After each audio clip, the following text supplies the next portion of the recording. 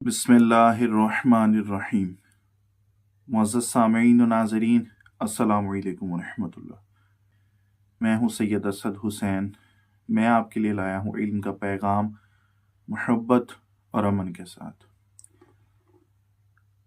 सबसे पहले 8 शव्वाल तारीख़ इस्लाम का वो सयाह तरीन दिन है कि जिसमें 1300 साढ़े 1300 साल के बाद एक दफ़ा फिर अहले बैत अतहार, सहाबान रसूल और खानवादा रसालत इमाम सल्लल्लाहु अलैहि वसल्लम पर जुल्म किया गया। गो कि इस दिन की तारीख के हवाले से लोगों को ज़्यादा इल्म नहीं है, बल्कि लोगों में अवेयरनेस फैलाई ही नहीं जा रही। मेरी आज की इस वीडियो का मकसद आज के दिन के हवाले से अपनी न्यू जनरेशन को आगाही फराहम करना है।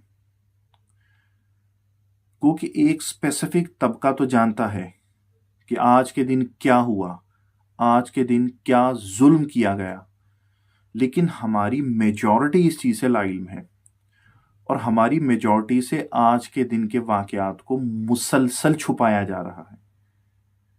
उन्हें इस हवाले से आगाही ही नहीं दी जा रही। बिलखसूस मेरे अहलुस्सुन्नत भाई, जिन्हें आज के दिन के हवाले से इल्म होना चाहिए था, गो कि आज के दिन 8 शवाल को सिर्फ एक स्पेसिफिक जमात जिन्हें शियाने अली कहते हैं उनका ही नुकसान नहीं हुआ। अगर हम लोग होश के नाखुन लें और तारीख को बगौर मुतालिया करें तो आज के दिन 8 शव्वाल को अहलुस्सुन्नत भाइयों का भी बहुत बड़ा नुकसान हुआ था। वजह सिर्फ यह है कि इस हवाले से अवेयरनेस ही नहीं दी जा सकती। गो कि इस दिन को मंसूब किया जाता है इन्हिदाम जन्नतुल बकी के साथ, कि किस तरीके से कुछ आलाकार लोगों ने जन्नतुल बकी के अंदर मौजूद मज़ारात, मदीना और मक्का के इर्द गिर्द उनके अतराफ मज़ारात को इन्हिदाम कर दिया। गो कि ये जुल्म की एक दास्तान रकम की गई, लेकिन उस दास्तान की हमारे मुआशरे में अवेयरनेस नहीं दी गई। तो मैं गुजारिश करता हूँ अपने सामीन से, अपने नाजरीन से, कि मेरी सरबस्ता आपसे गुजारिश है कि आज की मेरी ये वीडियो मुकम्मल देखें, ताकि मैं आपको तारीखी एतबार से ये रहनुमाई फराहम कर सकूं कि आज के दिन हुआ क्या था, आज के दिन जुल्म क्या हुआ, कैसे आज के दिन उम्मत मुस्लिमा को दोबारा करबला जैसे वाक़े की याद दिला दी गई। यकीनन आज आप मेरी वीडियो मुकम्मल देखने के बाद आपके इल्म में होशरबा इजाफा होगा और यकीनन आप होश के नाखुन लेंगे और आपका शऊर बेदार होगा और आपको अंदाज़ा होगा कि कैसे एक स्पेसिफिक जमात ने, एक स्पेसिफिक स्कूल ऑफ थॉट ने कैसे उम्मत मुस्लिमा के जज्बात को मजरू किया और कैसे उनके जज्बात के साथ खेला गया। अपनी इस वीडियो को मैं 3 हिस्सों में तकसीम करता हूँ। पहले हिस्से के अंदर मैं तारीख़ जन्नतुल बकी पे गुफ्तगू करूँगा। दूसरे हिस्से में मैं आपके सामने जन्नतुल बकी में मदफून शख्सियात और उनके तारुफ पे मुख्तसर सी बात करूँगा। तीसरे हिस्से में वो जुल्म बयान करूँगा जो जुल्म किया गया। लेकिन चूंकि मेरा मकसद, मेरा लोगो, मेरा मोटिव क्या है, इल्म की बात मोहब्बत और अमन के साथ, इसलिए अपनी गुफ्तगू के अंदर, अपनी वीडियो के अंदर मैं इंतहाई अदब से तनकीद करूँगा, लेकिन इंतहाई अदब के दायरे में रहते हुए उनके ऊपर आपके सामने हकाइक लेकर आऊँगा, लेकिन इंतहाई अदब के साथ। मेरा मकसद इस्लाह है, अमन फैलाना है, ना कि तफरका और फसाद फैलाना। जन्नतुल बकी या बकी अल गरकत मदीने का पहला और कदीम इस्लामी कब्रिस्तान है। پہلی صدی ہجری سے مسلمانوں نے یہاں اپنی اموات کو دفنانا شروع کیا۔ اسلام کی اہم اور بزرگ شخصیات یہاں مدفون ہیں۔ بقیع کا لفظ ایسے وسیع زمین کے لیے استعمال ہوتا ہے جس میں گھاس کے مختلف انواع و اقسام کے پودے اگتے ہوں، جیسے بقیع الزبیر، بقیع الخیل اور بقیع الحنجبہ یثرب کے انہی باغات میں سے تھے۔ چنانچہ بقیع الغرقد اس زمین کو کہا جاتا ہے جو غرقد کے درخت کے پودے اور دوسری جڑی بوٹیوں سے ڈھکا ہو۔ ظہور اسلام کے بعد یہ باغ بطور قبرستان استعمال ہونے لگا۔ مسلمانوں کا قدیمی ترین قبرستان مسجد نبوی کے قریب اور شہر کے اطراف میں تھا، اور سن 1269 عیسوی میں ہجری میں بنایا گیا مدینہ کا نقشہ بھی یہی ظاہر کرتا ہے۔ لیکن آج کل مسجد نبوی اور قبرستان بقیع دونوں میں توسیع کی وجہ سے آپس میں متصل ہو چکے ہیں اور مدینہ شہر کے درمیان میں قرار پائے ہیں۔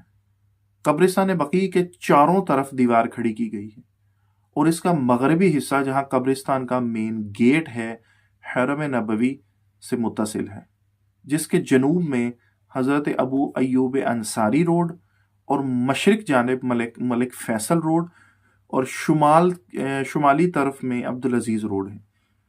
پہلے ان سڑکوں کے کوئی اور نام تھے، یہ موجودہ حدود ارباب کے سامنے بیان کر رہا ہوں۔ بقیع مسلمانوں کی اہم قبرستان ہے جس میں اسلام کے ابتدائی دنوں سے اب تک ہزاروں مسلمان دفن ہو چکے ہیں۔ بقیع میں دفن ہونے والی شخصیات میں جو اہم ترین شخصیات ہیں ان میں اہل بیت پیغمبر اور ائمہ شیعان علی میں سے 4 افراد یہاں پر مدفن ہیں، جن میں حضرت امام حسن مجتبی، امام سجاد، امام محمد باقر اور امام جعفر صادق یہاں مدفون ہیں۔ پیغمبر اکرم صلی اللہ علیہ وآلہ وسلم کے بعض رشتہ دار، جیسے آپ صلی اللہ علیہ وآلہ وسلم کے چچا، آپ کی پھوپھیاں، آپ کی ازواج مطہرات اور آپ کی اولاد بھی جنت البقیع کے اندر ہی دفن ہے۔ یہ نقطہ ہمارے اہل سنت بھائیوں کے لیے بہت اہم ہے کہ جس قبرستان کی تاریخ میں آپ کے سامنے بیان کرنے لگا ہوں، اس کا تعلق صرف شیعان علی کے ساتھ نہیں، یہاں رسول خدا صلی اللہ علیہ وآلہ وسلم کے خاندان کی بہت اہم اور بہت عزیز ترین شخصیات یہاں پر دفن ہیں۔ یہاں پر پیغمبر اکرم صلی اللہ علیہ وآلہ وسلم کے اصحاب، آپ کے انصار، آپ کے مہاجر اور تابعین کی ایک کثیر تعداد یہاں پر دفن ہے۔ یہاں پر علماء، شہداء، سیاسی اور سماجی شخصیات اور خواتین کی بھی یہاں پر بہت سارے مزارات موجود ہیں۔ اکثر تاریخی منابع کے برخلاف بعض اہل السنت مورخوں نے حضرت محمد مصطفیٰ صلی اللہ علیہ وآلہ وسلم کی بیٹی جناب حضرت فاطمہ الزہرا سلام اللہ علیہا، آپ کے داماد حضرت علی ابن ابی طالب اور کچھ روایات کے مطابق حضرت امام حسین ابن علی علیہ السلام کا سر مبارک بھی اسی قبرستان میں دفن کیا گیا تھا۔ اہل سنت کی کچھ منابع کے اندر یہ چیز موجود ہے کہ جب امام حسین ابن علی کا سر کربلا سے جدا کرنے کے بعد جب دمشق میں یزید ابن معاویہ کے سامنے پیش کیا گیا تھا، تو وہاں سے جب رہائی پائی اسیران امام حسین علیہ السلام کے خانوادے کے اسیران نے، تو امام سجاد علیہ السلام وہاں سے سر مبارک کو اپنے ساتھ لے آئے اور یہاں پر جنت البقیع کے اندر لا کے اب جناب فاطمہ الزہرا سلام اللہ علیہا کی قبر اطہر کے قریب دفن کر دیا گیا۔ یہ روایات بھی موجود ہیں۔ ایک روایت کے مطابق پیغمبر اکرم صلی اللہ علیہ وآلہ وسلم کو بقیع میں مدفون افراد کے لیے طلب مغفرت کا حکم ہوا تھا۔ اللہ تبارک و تعالیٰ کی ذات نے بقیع کے اندر مدفون شخصیات کی مغفرت کی دعا کرنے کے لیے اللہ تبارک و تعالیٰ کی ذات نے رسول خدا صلی اللہ علیہ وآلہ وسلم کو حکم دیا تھا۔ چنانچہ حضرت محمد مصطفیٰ صلی اللہ علیہ وآلہ وسلم ہر شب جمعہ بقیع جا کر وہاں مدفون افراد کے لیے دعا کرتے تھے۔ آپ صلی اللہ علیہ وآلہ وسلم سے منقول ایک روایت میں آیا ہے کہ کل قیامت کے دن 70,000 لوگ نیک صفات کے ساتھ بقی سے محشور ہوں گے، اور جو لوگ بقی میں دفن ہوئے ہیں ان کو آپ شفاعت کی بشارت دیں گے۔ بعض احادیث میں حضرت محمد مصطفیٰ صلی اللہ علیہ وآلہ وسلم کا بقی حاضر ہونے اور آپ کی طرف سے بعض نمازیں جیسے نماز استسقاء اور نماز عید کا بقی میں ادا کی جانے کی روایات بھی موجود ہیں۔ ایک اور حدیث کے مطابق آپ اپنی عمر کے آخری سال اصحاب کے گروہ کے ہمراہ بقی تشریف لے گئے اور وہاں مدفون مردوں سے خطاب کرتے ہوئے اپنی رحلت کی خبر دی۔ بقی پر پیغمبر اکرم صلی اللہ علیہ وآلہ وسلم کے خاندان کی خاص توجہ تھی۔ وہ لوگ وہاں زیارت کو جاتے تھے۔ حضرت امام جعفر صادق علیہ السلام سے نقل ہوا ہے کہ آپ علیہ السلام آپ صلی اللہ علیہ وآلہ وسلم عقیل کے گھر کی جگہ پر کھڑے ہو کر بقی میں مدفون مرحومین کے لیے دعا کیا کرتے تھے۔ اگر ہم اس کو تاریخ کے آئینے میں دیکھیں تو بقی جو ہے اسلام سے پہلے بقی نامی کسی قبرستان کے بارے میں کوئی سند یا روایت موجود نہیں ہے۔ اس بارے میں سب سے قدیمی ادبی اثر عمرو بن النعمان البیاضی کا شعر ہے جو قبیلہ خزرج اور انصار میں سے تھا، جس میں مدینہ سے 10 میل کے فاصلے پر واقع عقیق نامی باغ اور بقیع الغرقد کے درمیان اپنے دوستوں کے قتل کے بارے میں لکھا ہے۔ ابن اسیر نے بھی یوم البقیع کے لفظ کے ذیل میں اس مقام پر اوس و خزرج کی لڑائی اور اوس والوں کی کامیابی کا تذکرہ کیا ہے۔ مدینہ کے یہودی اپنے مردوں کو بقیع کے جنوب مشرق میں حشق کوکب نامی باغ میں دفناتے تھے۔ پیغمبر اکرم صلی اللہ علیہ وآلہ وسلم کی مدینہ ہجرت اور حکومت اسلامی کی بنیاد رکھنے کے بعد مسلمانوں کے لیے ایک قبرستان کی ضرورت تھی، اور یہ جگہ پیغمبر اکرم صلی اللہ علیہ وآلہ وسلم نے خود معین کی، خاص کر جب حضرت محمد مصطفیٰ صلی اللہ علیہ وآلہ وسلم نے مشرکوں کے قبرستان کو ختم کر کے مسجد نبوی بنائی۔ مہاجرین میں سے جو سب سے پہلا صحابی اس قبرستان میں مدفون ہوئے وہ عثمان بن مظعون تھے، اور انصار میں سے اسعد بن زرارہ خزرجی یہاں پر سب سے پہلے دفن ہوئے۔ البتہ تاریخی روایات سے معلوم ہوتا ہے کہ اس باغ میں صرف مردے دفن نہیں ہوتے تھے، بلکہ بعض مہاجرین نے وہاں پر گھر بنائے ہوئے تھے۔ بعد میں وہ جگہ بعض شخصیات یا خاندان کے لوگوں کے دفن کرنے سے مختص ہوا۔ کہا جاتا ہے کہ زمین کو پیغمبر اکرم صلی اللہ علیہ وآلہ وسلم نے لوگوں کو گھر بنانے کے لیے تقسیم کر دیا تھا۔ اس دور کے مشہور گھروں میں سے ایک عقیل بن ابی طالب علیہ السلام کا گھر بھی تھا۔ وہاں کچھ چھوٹے مکان بھی بنائے گئے تھے جہاں پر مردوں کو دفن کیا جاتا تھا۔ اسی طرح ہر قبیلے نے اپنے مردوں کو دفن کرنے کے لیے بقیع میں مکان بنا رکھے تھے۔ بیت الاحزن بھی بقیع میں بننے والے گھروں میں سے ایک تھا، جسے حضرت امیر المومنین حضرت علی ابن ابی طالب علیہ السلام نے اپنی زوجہ حضرت فاطمہ الزہرا سلام اللہ علیہا کو عزاداری کرنے کے لیے بنا کر دیا تھا۔ الروحہ بھی بقیع کے درمیان ایک مشہور مقبرے کا نام تھا۔ ایک جگہ ایسی بھی تھی جہاں جنازوں کو دفن کرنے سے پہلے رکھا جاتا تھا، یعنی کہ وہاں پر ایک گھر کا ایک کمرہ، ایک احاطہ ایسا مخصوص تھا کہ جہاں پہ غسل میت، کفن اور دیگر امور سر انجام دیے جاتے تھے۔ بنو امیہ کے دور میں بھی بقیع کی زمین اور باغ لوگوں کی توجہ کا مرکز رہا، اور مدینہ کی توسیع میں بعض لوگوں نے وہاں مکان بنا دیے اور ساتھ ہی مردوں کو بھی دفن کیا جاتا رہا۔ محمد حنفیہ نے عبد الملک بن مروان کے دور میں بقیع میں ایک گھر بنایا اور خود بھی بقیع میں دفن ہوئے ہیں۔ ابن الفح، محمد بن زید، سعید بن عثمان اور دیگر دسیوں گھر بھی بقیع میں بنائے گئے تھے، اور خرید و فروخت اور مکانات کی تعمیر کا عمل بھی یہاں پر طے پاتا تھا۔ مدینہ کے والی مروان بن حکم کے دور میں حش کوکب کو اور بقی کے درمیان میں ایک دیوار بنا دی گئی، اور پیغمبر اکرم صلی اللہ علیہ وآلہ وسلم کے ہاتھ سے عثمان بن مظعون کی قبر پر نصب شدہ تختی کو وہاں سے اتار کر عثمان بن عفان رضی اللہ تعالیٰ عنہ کی قبر پر منتقل کر دیا گیا۔ امام سجاد علیہ السلام کا گھر بھی بقی میں واقع تھا۔ شاید وہی عقیل یا امام علی علیہ السلام کا گھر تھا جس کی مرمت ہوئی تھی۔ پیغمبر اکرم صلی اللہ علیہ وآلہ وسلم کے چچا عباس بن عبد المطلب کا عقیل کے گھر دفن ہونے، اور اسی طرح حضرت امام حسن، امام سجاد اور امام محمد باقر بھی وہاں پر دفن ہونے کی وجہ سے بنو عباس نے بنو امیہ کی سیاست کی مخالفت میں، اور علویوں نے خاص کر بنی حسن کو اپنی طرف متوجہ کرنے کے لیے اس احاطے کے اوپر ایک مقبرہ تعمیر کر دیا۔ مشہور ہے کہ اس بارگاہ کو بنانے میں ہارون رشید کا بھی کردار رہا ہے، لیکن تاریخی روایات سے یہ معلوم ہوتا ہے کہ ائمہ بقی کے مقبرے کی مرمت سلجوکیوں کے دور میں شروع ہوئی۔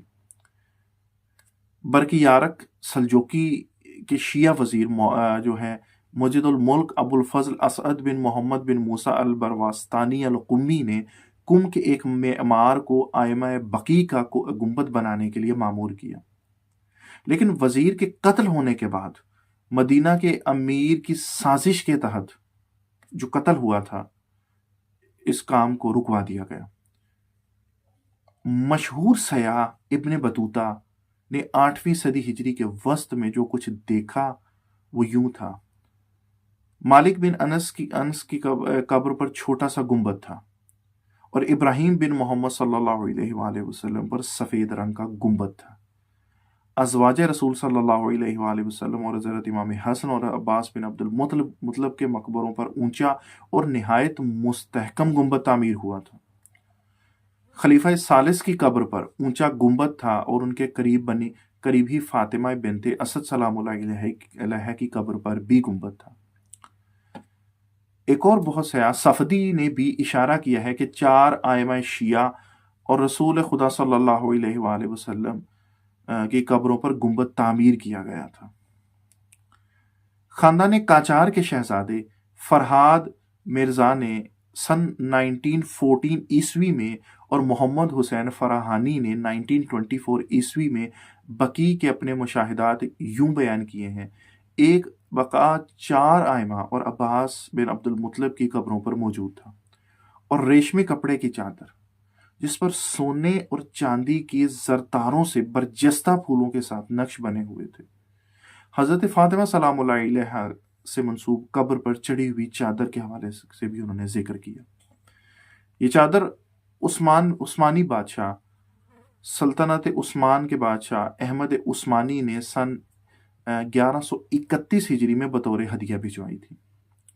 ایک بقا ازواج رسول مطہرات جناب رسول خدا صلی اللہ علیہ وآلہ وسلم کے ازواج کی قبروں پر، اور کئی دوسرے بقے تاہم مغربی مستشرقین میں سے جان لوئس برکھارٹ، جنہوں نے وہابیوں کے برسر اقتدار آنے کے بعد حجاز کا سفر کیا، بقی کا آنکھوں دیکھا حال بیان کرتے ہوئے لکھتے ہیں کہ بقی مشرقی دنیا کے حقیر ترین قبرستان کی شکل اختیار کر گیا تھا۔ یہ قبرستان احد میں مقبرہ حمزہ یا قباء کے مقام پر اسلام کی پہلی مسجد قباء کی طرح مقدس ہے، اور ان مقامات مقدسہ میں شمار ہوتا ہے جن کی زیارت کو حجاج اپنے عبادی اعمال میں شمار کرتے ہیں۔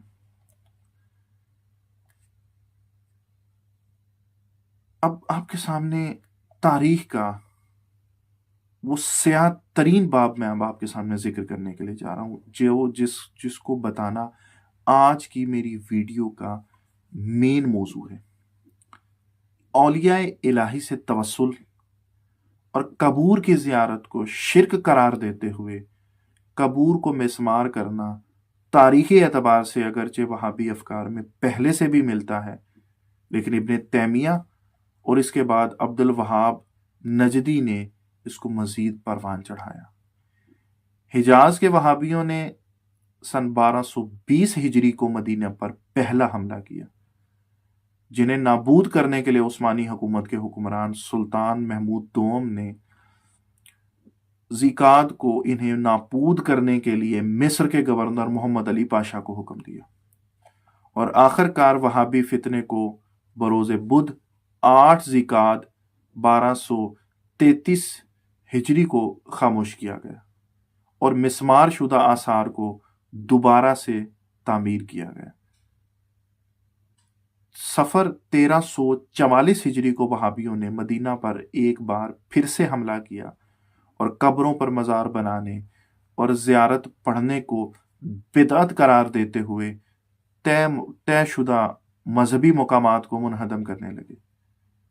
اس کے خلاف تمام اسلامی ممالک نے شدید احتجاج کیا اور ایران کی قومی اسمبلی میں آیت اللہ مدرس نے اس موضوع کی تحقیق کے لیے ایک کمیشن تشکیل دیا۔ اسی طرح ایرانی حکومت نے 16 صفر 1344 کو بقیع کی حتک حرمت پر سوگ کا اعلان کیا۔ سعودی حکومت نے مسلمانوں کے غم و غصے سے بچنے کے لیے بعض اسلامی ممالک کے نمائندوں کو مکہ بلایا، لیکن سعودی حکومت کی سہل انگاری اور سازش کے تحت اس بات کی تکمیل نہیں ہو سکی۔ اسی سال وہابی قاضی القضاء عبداللہ بن سلیمان بن بلیہد خود مکہ سے مدینہ پہنچا اور قبروں کو منہدم کرنے کے لیے زمینہ سازی کی، اور ان کے فتوے کے تحت تاریخ کا وہ سیاہ ترین دن 8 شوال 1345 ہجری کو جنت البقیع میں موجود تمام مقبروں کو، تمام گنبدوں کو، تمام بلڈنگ سٹرکچرز کو مسمار کر کے ایک دفعہ پھر اہل بیت اطہار پر ظلم کی ایک بہت بڑی مثال قائم کی۔